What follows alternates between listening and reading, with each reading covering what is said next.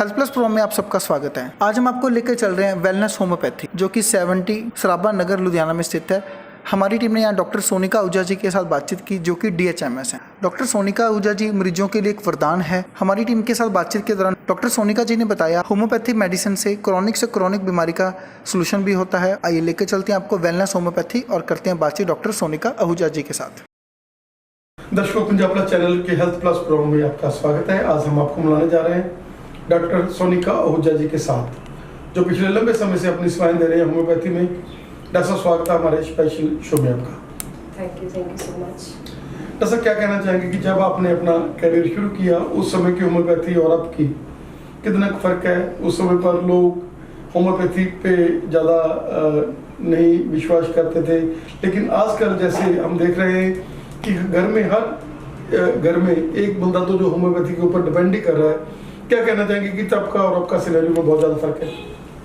Homeopathy पे उस समय इतना लोग ट्रस्ट नहीं करते थे, लेकिन अब नेगेटिव चीज़ें देख चुके हैं लाइफ में। जैसे एलोपैथिक से थोड़े साइड इफेक्ट्स आते हैं जो कि हर चीज़ में नहीं आते, बट हर पैथी के अपने अपने एस्पेक्ट्स होते हैं। पहले इतनी अवेयरनेस नहीं थी, अब जितनी अवेयरनेस हो गई है उसके हिसाब से लोग फॉलो करने लग गए हैं और लोगों को रिजल्ट्स मिले हैं तो लोग सोचते हैं कि अच्छा है, इसके साइड इफेक्ट नहीं है तो क्यों ना इसको फॉलो करें, तो वो ट्राई करते हैं हर चीज़ के लिए होम्योपैथी को।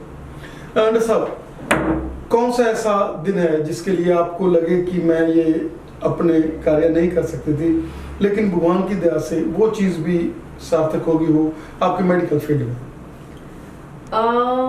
मेरे साथ ऐसा था मेरी लाइफ में कि मुझे लगता था कि मैं काम नहीं कर पाऊंगी, क्योंकि मेरी लाइफ में थोड़ी से इश्यूज थे। मेरा एक बेटा था, आई लॉस्ट हिम, तो उस समय थोड़ा सिचुएशंस डिफरेंट हो गई थी।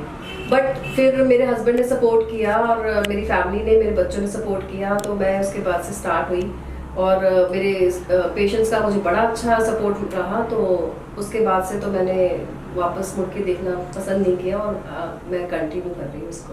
डॉक्टर साहब, कैसा कोई ऐसा दिन आपकी लाइफ में जिस दिन आपको ये लगा हो कि ये केस मेरे से नहीं होगा, लेकिन वो केस ऑटोमेटिकली जो भगवान की दया से और आपका माइंड सेटअप के साथ वो चीज़ आपने क्योर कर ली? ऐसे काफ़ी केसेस होते हैं जो कि जब हम स्टार्ट करते हैं अपनी प्रैक्टिस में, तो हर केस हमने नहीं पहले किया होता और हर केस के बारे में हमारी बुक्स में इतनी डिटेल्स नहीं लिखी होती। हमें प्रैक्टिस करनी पड़ती है, उसके लिए उस पर काम करना पड़ता है। पर हाँ, ऐसा हुआ कि जब कोई केस लिया, उसको पूरे मन से किया, उसको पूरी डिटेल्स करी, उसकी सारी तरफ से फाइंड आउट किया, तो उसको भगवान की मैं समझूंगी कि वो देन ही है कि धीरे धीरे वो केस सॉर्ट आउट हुए। और मेरे सीनियर्स, मेरे प्रिंसिपल और मेरे कोलीग्स सारे बड़े सपोर्टिव हैं। एक दूसरे को हम लोग डिस्कस करते हैं, हम एक केस को सॉर्ट आउट करने की कोशिश करते हैं हर तरह से। डॉक्टर साहब, आप जैसे एक काउंसलर माने जाते हैं और आपने डिप्रेशन वाली बहुत सारी लेडीज को एक नई जिंदगी दी है। क्या कहना चाहेंगे कि डिप्रेशन के लिए आपका होम्योपैथी में बहुत ज़्यादा बढ़िया ट्रीटमेंट और आपकी काउंसलिंग जो वो सोने पे सुहागे की तरह है, और जिसमें आप लोग उन लोगों को जो बहुत ही ज़्यादा दास, बहुत ज़्यादा उनको लग रहा होता था, क्योंकि आपने वही फेस में, जैसे आपने बताया कि उस फेस से आप निकले हुए थे, एक तो वो आपके साथ अटैच हो जाती है चीज़, और दूसरा आपके पास मेडिसिन और काउंसलिंग, आपकी पढ़ाई। डिप्रेशन तो आजकल मेंटल हेल्थ जो है ना, वो आजकल का मेन इशू है। इंडिया में तो, हमारे इंडिया में तो जो लेडीज हैं, बहुत सारी लेडीज जो पढ़ने के बाद काम नहीं कर पाती, और एक जॉइंट फैमिली, थोड़े से इश्यूज हो जाते हैं या कुछ ऐसे इश्यूज हो जाते हैं जिनके कारण वो डिप्रेशन में हर लेडी ऑलमोस्ट लाइफ में जाती है एक बार या दो बार। तो वो उनकी सिचुएशंस को समझते हुए जब हम मेडिसिन को डायग्नोज करते हैं और निकालते हैं कि ये मेडिसिन इस पे सूट करेगी, मोस्टली उन लोगों को थोड़ी सी मेडिकेशन के बाद ही बहुत अच्छा रिलीफ मिलता है, तो वो फैन हो जाते हैं इसके होम्योपैथी के, क्योंकि उनको दोबारा से एक नई लाइफ मिल गई।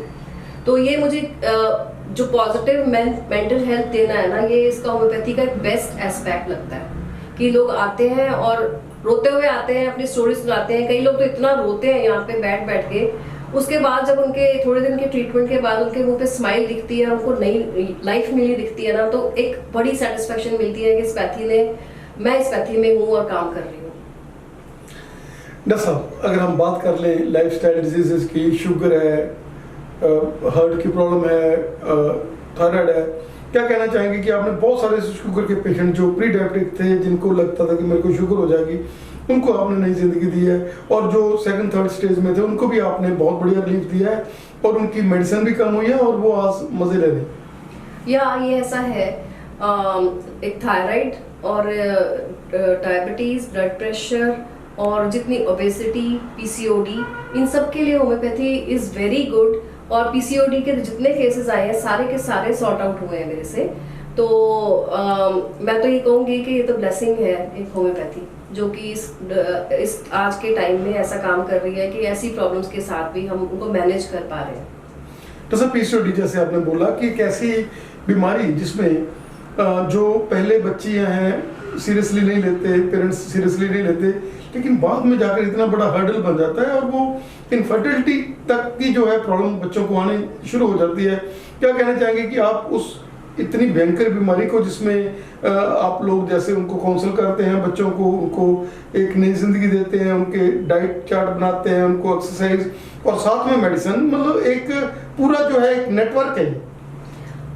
पीसीओडी एक्चुअली एक बीमारी नहीं है, ये सिम्टम्स है जो एक तो स्ट्रेस से, एक थोड़ा लेथार्जिक लाइफस्टाइल से, एक जंक फूड से स्टार्ट होते हैं। ओबेसिटी आती है और ओबेसिटी पीसीओडी की वजह से आती है, और पीसीओडी जो है वो आप दूसरी तरफ से ओबेसिटी की वजह से हो जाता है। दोनों एक दूसरे के साथ ही चल रहे होते हैं। तो मेरे को यहाँ पे लोगों को, गर्ल्स को जो आती हैं उनको ये बताना पड़ता है कि तुम्हें काम करना है, तुम्हें फिजिकली काम करना है। उसके बाद फिर उनको कोई प्रॉब्लम नहीं है, बीमारी नहीं है, स्ट्रेस नहीं लेना है उसको हमने उनको मेंटली भी देखना पड़ता है, हमारे को उनको डाइट में भी चेक करना पड़ता है, मेडिसिन भी देनी पड़ती है, पर ठीक हो जाती है सब। मतलब इतना अच्छे रिजल्ट्स मिलते हैं कि एक के बाद एक पीसीओडी केसेस आते हैं मेरे पास, सिर्फ इसलिए कि उनका ट्रीटमेंट कहीं से हो नहीं रहा था, डिप्रेशन हो रहा होता है उन लोगों को। जब हम लोग देखते हैं, जब उनको समझाते हैं तो उनको लगता है मुझे कुछ नहीं है, तो आगे तो वैसे ही ठीक हो जाते हैं कि मुझे कुछ नहीं है, स्ट्रेस निकल जाता है। नहीं तो अदरवाइज वो पीसीओडी नाम से ही उनको लगता है जैसे पता नहीं क्या है मेरे को। तो और बहुत ही अच्छा ट्रीटमेंट है होम्योपैथी में पीसीओडी का। जैसे अगर हम बात करें चेहरे पे, चाहे वाल्स, हेयर्स की बात करें, पिंपल्स की बात कर लें, दाग दग्गों की बात कर लें, और स्किन की प्रॉब्लम्स की बात कर लें, जिसके लिए आदमी को ट्रंकाइजर खानी पड़ती है एलोपैथी में, और उसके लिए आप लोग उनको एक ऐसा बढ़िया ट्रीटमेंट दे रहे हैं जिसके साथ उनको वो जो चीज़ है वो जड़ से ही खत्म हो जाती है। होम्योपैथी में एक्चुअली ट्रीटमेंट का जो तरीका होता है ना, वो होता है टोटलिटी ऑफ सिम्टम। वो जब कोई पेशेंट आता है हम उसकी काउंसलिंग करते हैं, उसके साथ उसके पूरे बॉडी के सिम्टम लेते हैं, लाइक बालों से लेके पैर तक की उनकी प्रॉब्लम्स, पूरी उनकी स्टोरी सुनते हैं, और उनके पास पे भी जाते हैं कहाँ से शुरू हुई, यहाँ तक कि आप हैरान हो गए। कई सारे केसेस ऐसे होते हैं जिनकी ओरिजिन उनके वॉर्म से होता है, पैदा होने से पहले से ही मदर की थॉट्स क्या थी, वहां से बीमारी शुरू होती है। कई चीजें ऐसी हैं जो फिर वो बताते हैं, या फिर उनके मदर की इंटरव्यू लेते हैं, उनसे बात करते हैं, उनकी पूरी इंटरोगेशन के बाद में पता लगता है कि मदर बहुत डिप्रेशन में थी, और डिप्रेशन ने बच्चे के ऊपर क्या असर किया, उसके यूथ में आके उसको वो असर आया जो इतने सालों बाद, जो कि फिर हम डायग्नोस करके उसकी मेडिसिन निकालते हैं, उनको देते हैं ट्रीटमेंट, तो वो इन चीज़ों से निकल पाते हैं। दिस इज जैसे ऑटिज्म है, ऑटिज्म पे होम्योपैथी बहुत अच्छा काम करती है। जैसे ये आजकल जो बच्चों की प्रॉब्लम है, बिहेवियर प्रॉब्लम्स है, इस पे होम्योपैथी बहुत अच्छा काम करती है। थोड़ी सी काउंसलिंग और थोड़ी सी होम्योपैथी, पॉजिटिव माइंडसेट बनाने के बाद फिर रिजल्ट्स मिलते हैं इसके। और ये मतलब और किसी पैथी में मिक्सचर नहीं है ये वाला, जो कि पूरी बॉडी ली, पूरी बॉडी के सिम्टम लिए और 1 या 2 मेडिसिन हर डिजीज के ऊपर काम कर रही होती है। ये नहीं कि हम 10 मेडिसिन एक टाइम पे दे रहे होते, नहीं, 1 या 2 मेडिसिन हमारी होती है, हम निकालते हैं उसको और सारा डायग्नोसिस बनाते हैं, फिर जाके ट्रीटमेंट शुरू करते हैं, तो बहुत ही अच्छे रिजल्ट्स मिलते हैं। जैसे कोरोना के एपिडेमिक में, जैसे बापू धाम कॉलोनी चंडीगढ़ में बहुत ज़्यादा होम्योपैथी की जो है मेडिसिन उनकी इम्यूनिटी बढ़ाने के लिए दी गई। क्या कहना चाहेंगे कि पहले लोगों को ये अवेयरनेस नहीं थी कि होम्योपैथी में हमारी इम्यूनिटी राइज होती है, हमारे को जर्म्स के लड़ने की ताकत मिलती है, और उसके बाद डेंगू का जैसे आप लोगों ने बहुत बढ़िया ट्रीटमेंट्स किए हैं। और डेंगू भी ऐसी बीमारी जिसमें सेल्स कम हो जाते हैं तो बंदे को लगता है कि मैं तो गया। क्या कहना चाहेंगे कि ये जो साल लगे हैं, जो ये इतनी बड़ी कुदरती बताएं आई हैं, उसमें गवर्नमेंट ने भी होम्योपैथ को काफ़ी ज़्यादा सपोर्ट किया है, क्या कहना चाहेंगे? होम्योपैथी ने अच्छा काम किया है। हमने भी यहाँ पुलिस के जितने हैं सबको होम्योपैथिक मेडिसिन मैंने अपने हाथों से बना के दी है उन दिनों में, और यहाँ पे जितने आसपास के लोग हैं सबको मेरे ख्याल से मैं उस समय कोई हमारे पास एम्प्लॉयज़ नहीं थे, मैं हज़ार लोगों की रोज़ मेडिसिन बनाती थी, यहाँ से देती थी और लोग उसको लेके जाते थे और लोगों का बड़ा विश्वास बन गया था होम्योपैथी पे और बना हुआ है अभी तक। और डेंगू के लिए भी हमारी प्रिवेंटिव बहुत अच्छा काम करती है। जैसे ही मच्छरों का सीज़न शुरू होता है हम लोग प्रिवेंटिव देना शुरू कर देते हैं और डेंगू से जितने लोग मरते हैं उतने कोरोना से नहीं मरे होंगे, हर साल मरते हैं। लेकिन अवेयरनेस की बात है, लोग अगर पहले से प्रिवेंटिव शुरू कर दें तो वो बच जाते हैं उनकी। और अगर डेंगू हो जाता है तो उसके बाद भी होम्योपैथी इतना अच्छा काम करती है ब्लड सेल्स बढ़ाने में, प्लेटलेट्स बढ़ाने में, और फीवर दूसरे तीसरे दिन ही उतर जाता है, उनको हॉस्पिटलाइज भी होना नहीं पड़ता। तो इसकी अवेयरनेस अभी कम है। अभी अच्छा है अगर आपके चैनल से लोगों को पता लगे कि डेंगू का ट्रीटमेंट है होम्योपैथी में और इसकी प्रिवेंटिव है, हो सकता है बहुत से लोगों की जान और बच जाए। जैसा वो प्रिवेंटिव कैसे, मतलब आदमी को 2-3 दिन खानी पड़ती है मेडिसिन और सारी फैमिलीज को खानी पड़ती है? सारी फैमिलीज को खानी पड़ती है, सीजन शुरू होने में ही से खानी पड़ती है और हम पूरे सीजन में 2 या 3 बार 4 बार रिपीट करते हैं इस मेडिसिन को, लाइक एक मंथ पे देते रहते हैं डोजेस को।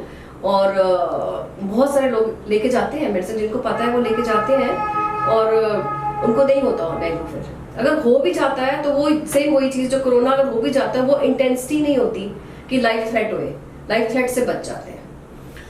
जैसे अगर हम बात कर लें, कब्ज की बात कर लें, बवासीर की बात कर लें, ये नामनाद बीमारियाँ हैं, तेजाब की बात कर लें, ये बीमारियाँ देखने में बहुत कम लगती हैं, छोटी लगती हैं, लेकिन ये बीमारियाँ आगे जाकर अल्सर्स, आगे जाकर फैटी लीवर, आगे जाकर बहुत बड़ी बड़ी समस्याओं को जन्म देती हैं।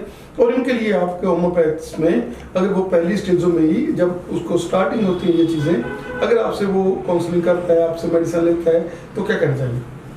आपको जैसे मैंने पहले बताया ना, होम्योपैथी में क्या होता है कि टोटलिटी ऑफ सिम्टम है। एक पेशेंट जब आता है ना, उसको कॉन्स्टिपेशन होती है, वो कॉन्स्टिपेशन एक चीज़ होती है, लेकिन उसके बाकी बॉडी के सिम्टम्स भी हम देखते हैं कि कॉन्स्टिपेशन का पीछे रीज़न क्या है। किसी की एंग्जाइटी होती है, किसी को जब एंग्जाइटी की वजह से ही उसका खाना उसको हजम नहीं हो रहा होता। कोई आजकल डाइटिंग में चल पड़ते हैं, अपना सारा न्यूट्रिशन रोक देते हैं, और कईयों की क्या होती है, कुछ फिजिकल इश्यूज भी होते हैं। तो वो सब आइडेंटिफाई करने के बाद अगर ट्रीटमेंट करते हैं तो सारे ट्रीटमेंट सक्सेसफुल होते हैं। बस ये है कि थोड़ा सा पहले लोगों का एक आइडिया होम्योपैथी के लिए ये था कि स्लो ट्रीटमेंट करती है, लेकिन अब धीरे धीरे लोगों का बड़ा क्लियर हो रहा है कि ये फोकस कि हम कई दफ़ा होम्योपैथ के पास पहुंचते ही लास्ट स्टेज पे है, इनिशियली आते ही नहीं है। तो इनिशियली अगर हम आते हैं, जैसे पेशेंट्स आते हैं, अब लोग अवेयरनेस की वजह से आते हैं, तो उनको फौरन के फौरन बेनिफिट होता है और लोग मानने लग गए इस चीज़ को कि हमारी कॉन्स्टिपेशन है, चाहे कोई बीमारी है, पहले हम होम्योपैथ के पास ट्राई कर लें, फिर हम इधर उधर जाएंगे। लेकिन मैं ये नहीं कहूँगी कि होम्योपैथी दुनिया की बेस्ट पैथी है, I won't say that, because her pathy का अपना एक वो है, एलोपैथी का अपना एक वो है। जैसे सर्जरी है, उसमें इंस्टेंट रिलीफ है, और जहाँ सर्जरी चाहिए वहाँ सर्जरी चाहिए। तो मैं किसी भी पैथी को वो नहीं करूँगी। हमारी आयुर्वेदा भी बहुत अच्छी है, बट होम्योपैथी का पहले जिस तरह से नहीं था, अब लोगों ने ट्रस्ट करना शुरू किया, विच इज़ वेरी गुड। अब और मज़ा आता है ट्रीटमेंट करके लोग, क्योंकि लोग एक फेथ के साथ आते हैं, पहले हमें फेथ बनाना पड़ता था, अब ऑलरेडी फेथ के साथ आते हैं, वो एक डिफरेंस है पहले और अब। दर्शकों, हम बने हुए हैं डॉक्टर साहब के साथ और फ़ोन नंबर इनके नीचे चल रहे हैं। कोई भी इंसान, चाहे वो पंजाब में बैठा है, ना हिमाचल बैठा है, बाहर बैठे हुए हैं, ई बाबा नेटवर्क कनाडा में चल रहा है, कनाडा के लोग, कोई भी इनसे फ़ोन पे भी बात करना चाहे और इनसे टाइम लेकर मिल सकता है। डॉक्टर साहब, आप एक पोइट थे और पोइट के साथ साथ आपने ये मेडिकल प्रोफेशन, क्या कहना चाहेंगे कि पोइट्री ने भी आपकी बहुत हेल्प की है आपको, क्योंकि आप अपने मन को जो है निकाल लेते हैं पोइट्री के साथ, और उसके साथ आपको एक नई एनर्जी मिलती है, और एनर्जी के साथ आप और नई नई मेडिसिन, नई नई खोजें, क्योंकि होम्योपैथी कभी स्टॉप नहीं होती, और आप डॉक्टर भी ऐसे हैं कि इस चीज़ में लगे रहते हैं। पोइट्री तो मेरा पैशन है एक तरह से। पोइट्री मैंने शुरू की थी आज से 10-12 साल पहले लिखनी, और मेरी काफ़ी फेसबुक पे पोइट्री रहती है लगातार। मेरा 2 पेजेस भी हैं वहाँ पे, और मेरी 2 बुक्स पब्लिश हो चुकी है, एक ख्वाहिशें और एक खुद, जो मेरी अपनी कलेक्शन है। और बाकी मैंने पंजाब केसरी में भी कुछ पोइट्री मेरी पहले पब्लिश हुई है, और भी बुक्स में मेरी पोइट्री है। वो मेरा पैशन है, ये मेरा प्रोफेशन है तो वो मेरा पैशन है। दोनों में मेरे को बहुत ज़्यादा मज़ा आता है, दोनों ही।